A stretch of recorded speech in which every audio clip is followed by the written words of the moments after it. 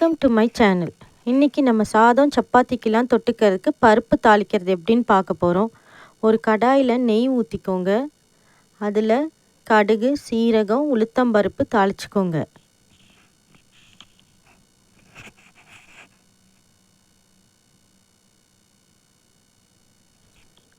இது கூடவே பச்சை மிளகாவையும் கருவேப்பிலையும் சேர்த்துக்கோங்க.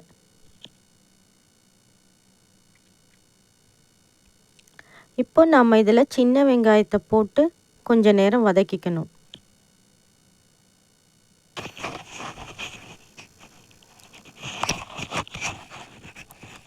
இப்போ வெங்காயம் வதங்கின உடனே அதை நம்ம பருப்பில் போட்டு கிளறி விட வேண்டியதுதான்.